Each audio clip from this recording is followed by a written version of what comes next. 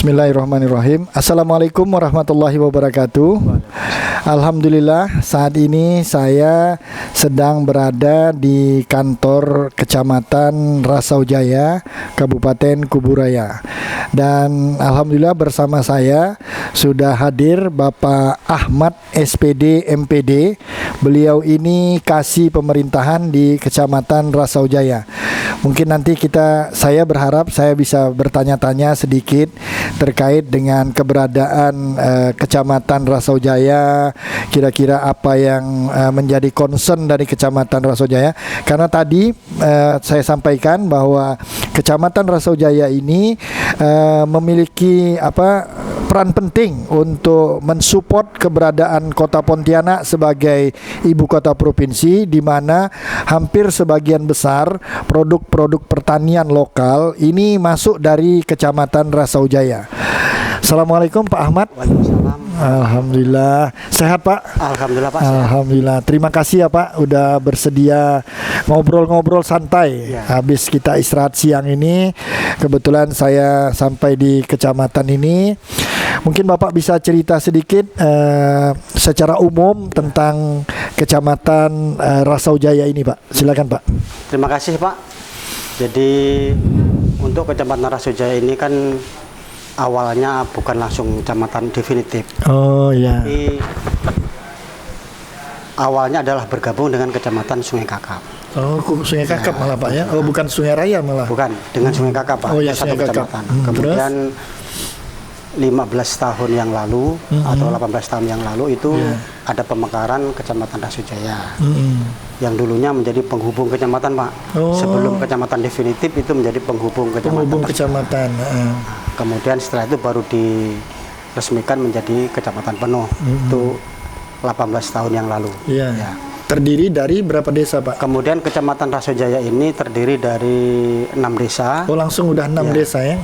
Belum Pak, pertama 5 desa. Oh, pertama 5 desa, terus ada pemekaran dari Rasaujaya Umum yang sekarang menjadi Desa Pematang 7. Oh, jadi Pematang 7 itu pemekaran dari Rasaujaya Umum. Oh ya. Baru satu itu Pak yang pemekaran. Jadi sekarang menjadi 6 desa. 6 desa. Kemudian dari 6 desa ini karakteristik masyarakat pertama memang banyak background Pak. Karena di situ ada penduduk asli, ada penduduk yang pendatang dari Jawa. Kalau tren yang dari Jawa itu tahun 72 Pak mulai. Oh iya betul, dari tahun 72 ya. 72 itu Rasaujaya 1, disambung Rasaujaya 2, Rasaujaya 3, kemudian langsung masuk ke Sungai Pinang Luar, kemudian Sungai Deras, Bintang Mas. Itu daerah tren. Tapi untuk daerah arus deras sama Pinang Luar itu sekarang sekupnya masuk ke Gubu. Oh, yang arus deras masuk ke Teluk Bagedai Pak. Oh, malah ke Teluk Bagedai. Jadi wilayah binaan transmigrasi dulu ikut wilayah Rasaujaya. Tapi sekarang wilayah binaan desanya masuk ke Gubu dan Teluk Bagedai. Oh iya betul. Nah, kemudian untuk di Rasaujaya ini karena masyarakatnya itu mayoritas campuran, penduduk aslinya kan banyak Melayu, banyak pindahan dari Kapuasulu, orang Dayak, Posisi Bau. Nah, di sini kalau yang transmigrasi ini ada orang dari Jawa Timur, Jawa Barat, Jawa Tengah. Oh, lengkap ya. Ada DKI. Oh, ada DKI. Ada DKI juga, ya. Jadi lengkap. Kemudian sampai sekarang mata pencaharian masyarakat ini kalau yang murni betul-betul transmigrasi Pak, yang niatnya murni dari Jawa transmigrasi, alhamdulillah masih betah. Oh, masih betah di sini. Kemudian apa yang dikerjakan di sini sesuai dengan kemampuan dia. Tanah yang dikasih pemerintah sebanyak 2 hektar, kemudian tanah pekarangan 0,4. Oh, 0,4 tanah pekarangan, 2 hektar itu tanah garapan. 2 hektar itu tanah garapan sawah. Oh, sawah. Sekarang yang masyarakat yang ada di sini ini sebagian ada yang pulang Pak, yang tidak kerasan. Iya tadi, maaf saya potong. Tadi Bapak ada bilang kan yang ada dari DKI. DKI dia sasarannya untuk jadi petani juga. DKI dulu awalnya Pak ikut transmigrasi. Tapi terus begitu di sini habis jatah hidup 1 tahun ya. 1,5 tahun Pak. 1,5 tahun malah. Habis itu langsung mulai dah pada kabur semua. Karena kalau DKI kan, kalau Jawa Tengah, Jawa Timur saya agak yakin lah ya. Jadi alhamdulillah yang masih betah di sini ini rata-rata yang memang niatnya dari Jawa kepengen transmigrasi untuk peningkatan ekonomi. Betul. Jadi alhamdulillah sekarang ada yang petani jagung, petani sayur, Kalau padi saya lihat ada Pak, tapi jumlahnya kurang. Oh, iya. Karena padi itu kalau dilihat dari sekarang untuk petani ini kan sudah cerdas Pak. Iya betul, betul. Dia menanam yang kira-kira cepat dapat hasil. Betul, betul. Kalau padi ini kan biasanya setahun cuma sekali. Iya betul. Oh, di sini pertanaman padi baru setahunnya Setahun satu sekali. kali ya. Kalau ada musim gaduh Pak, tapi tidak semua bisa melaksanakan. Karena kalau musim gaduh tidak kompak, kan banyak hambatan, Iya. banyak Hamanya, hama, betul. banyak Jadi burung yang sasaran menyerang. utama Ya, yang lain itu. ya. Betul. Makanya betul. kalau padi itu sistem tanam gaduh bisa serempak, Ya, mungkin bisa. Iya bisa, tapi kalau sekelompok kasihan malah habis diserang hama dan burung tadi itu. Baik, sekarang kalau kita bicara skopnya kecamatan, Iya.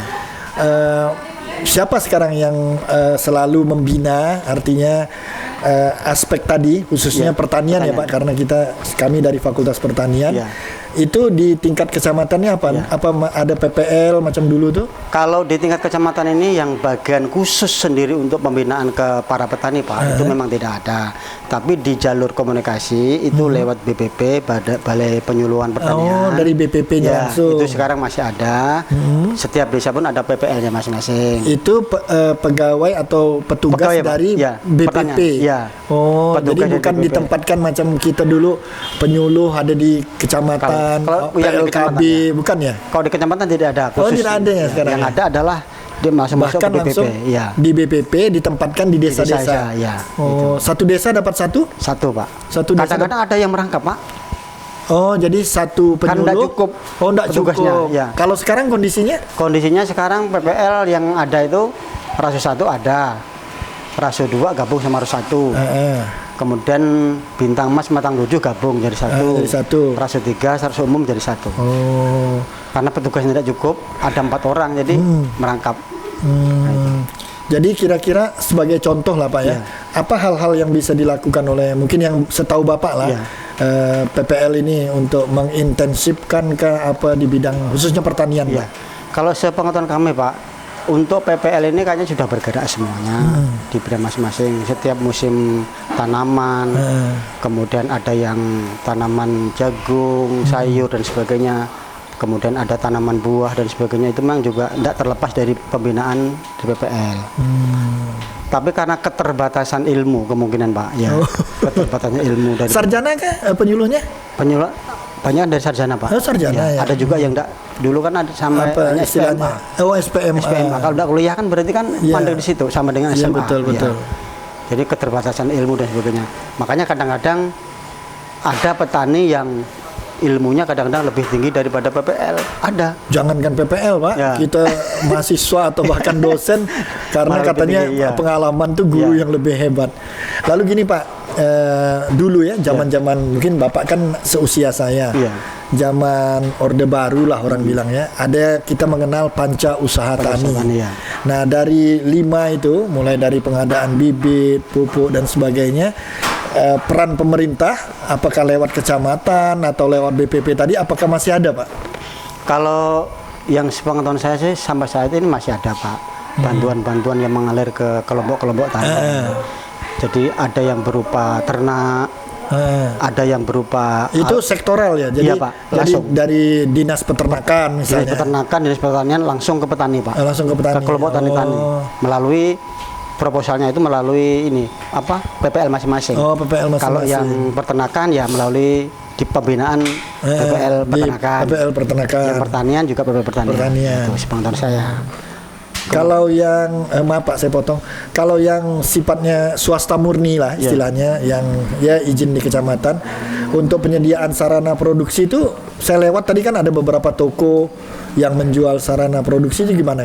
Itu lengkap kah? kalau apa? sepengetahuan saya Pak yang usaha-usaha di pinggir jalan itu? sudah diarahkan untuk mempunyai izin usaha. Nah, artinya dari kebutuhan petani, Iya. mulai dari bibit, pupuknya sendiri, mungkin pemberantasan hama, Iya. apakah lengkap maksud Itu saya? lengkap Pak. Oh lengkap. ada ya? Kebanyakan yang toko-toko saprodi itu. Itu saprodi. Itu lengkap. Oh, Ya, lengkap, alhamdulillah. ya. Dari pupuk, obat, Oh, alhamdulillah. bibit, lengkap Alhamdulillah. semua, ya. Jadi mereka tidak harus ke Pontianak Nggak, atau bagaimana kan? Kayaknya kalau bibit cukup di sini Pak. Kecuali kalau di sini tidak ada baru cari Tapi rasa-rasanya dengan keberadaan toko-toko di sini itu udah memadai lah ya untuk mensupport kebutuhan petani di ini.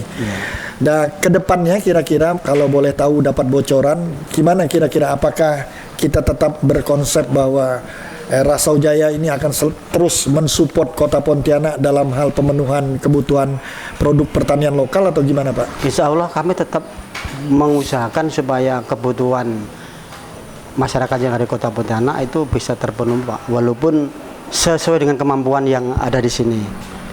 Karena kalau di sini kan produk-produknya kan ada tersendiri Pak, tidak semua harus betul keluar dari sini. Betul. Sebagian dari daerah lain. Tapi yang lebih utama di sini adalah kalau namanya sayur mayur, kemudian jagung itu saya lihat sudah 100% dari Rasau Jaya. Dari Rasau Jaya, betul. Kecuali kalau jagung pipil. Jagung pipil untuk makanan ternak dan sebagainya. Daerah bisa dari luar. Pak, betul. Kalau jagung pipil ada Pak, tapi sekupnya kecil masih, belum bisa produksi banyak. Belum skala besar lah ya, Nak. Oke, terima kasih Pak sudah bisa membantu dan kami udah hadir di sini. Terima kasih. Teriring doa dari kita semua, mudah-mudahan apa yang diniatkan oleh bapak-bapak yang bertugas di pemerintahan ini dan masyarakat di Rasau Jaya tentu akan terus maju, khususnya dalam hal karena kita berada di bidang pertanian, tentunya mensupport produk-produk pertanian unggul untuk Pontianak, bahkan kalau dapat bisa ekspor ke luar dari Kalimantan Barat. Terima kasih. Assalamualaikum warahmatullahi wabarakatuh.